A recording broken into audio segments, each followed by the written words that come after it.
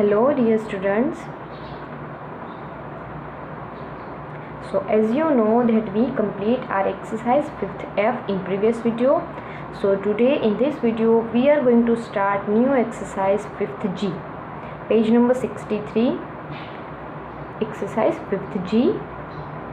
Okay, so this exercise is about two story sums, right? You can say statement sum, word problems also, right? Okay, so first of all, I already told you that how to write the story sum in your fair notebook, right?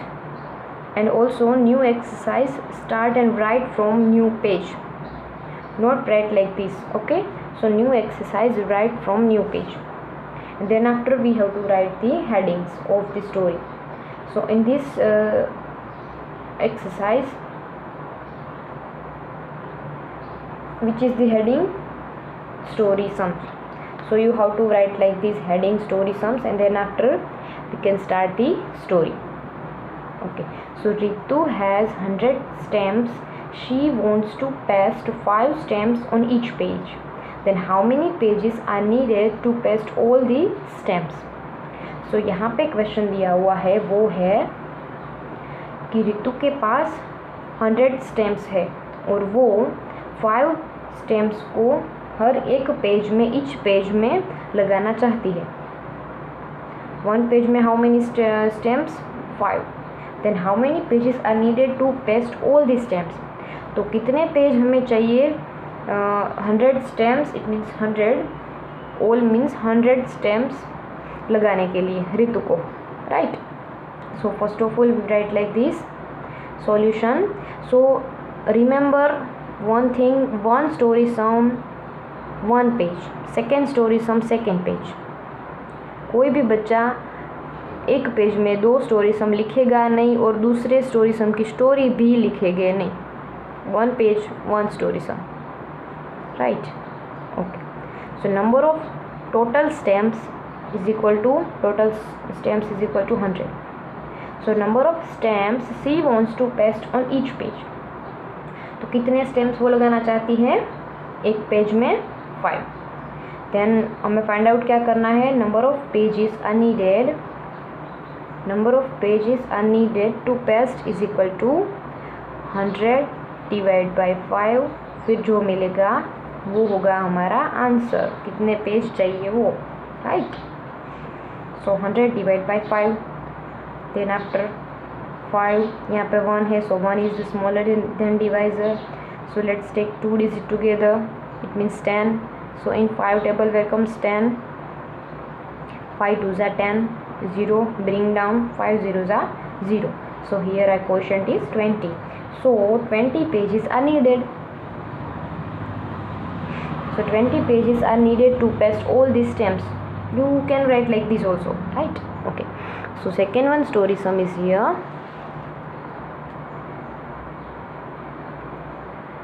5 buses carry 950 people. Then how many people can travel in each bus? So 5 बस में कितने people आते हैं? 950. तो हमें ये find out करना है कि एक बस में कितने लोग ट्रैवल कर सकते हैं, right? Okay, so let's write few lines from the story. ये मैं क्यों लिखा रही हूँ? क्योंकि आपको पता चले कि यहाँ पे डिवीज़न आता है, मल्टीप्लिकेशन आता है या एडिशन सब्ट्रैक्शन क्या आता है. आप ये लिखोगे तभी आपको पता चल जाएगा, राइट?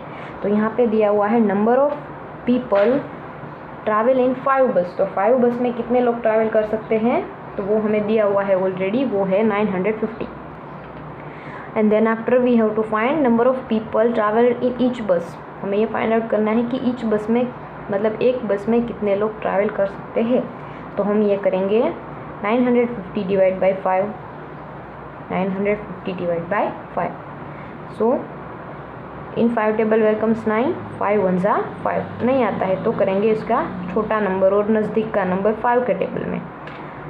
5 2s करेंगे तो वो 10 हो जाएगा, but 10 is bigger than 9. Okay, so let's take 5 1s are 5. 4 5 bring down, number becomes 45. Then in 5 tables where come 45, 5 9s are 45. 0 bring down, 5 zeros are 0. So here our quotient is 190. Answer is 190. So 190 people can travel in each bus. So here our answer is 190. Right. So third one, how many weeks are there in 847 days? तो 847 days में कितने week होते हैं ये हमें find out करना है। इससे पहले हमें फॉर्मूला पता होनी चाहिए कि 1 वीक में कितने डेज़ होते हैं, तो 7 डेज़, 7 डेज़, राइट। तो आप यहाँ पे भी लिख सकते हो कि 1 week is equal to 7 days, right. तो यही फॉर्मूला मैंने उल्टी कर दी है। 7 days is equal to 1 week, both the same. 1 week is equal to 7 days या फिर 7 days is equal to 1 week, both the same, right. So यहाँ पे दिया हुआ है 847 डेज इज इक्वल टू कितने वीक होते हैं, तो ये हमें फाइंड आउट करना है। कैसे? So let's take division here, 847 divide by 7, right. So 7 1s are 7, 8 minus 7 1, 4 bring down, number becomes 40. In 7 table where comes 14, 7 2s are 14, 7 bring down, 7 1s are 7.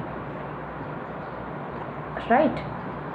So here answer is 121. So let's write the statement. So 121 weeks in 847 days, right?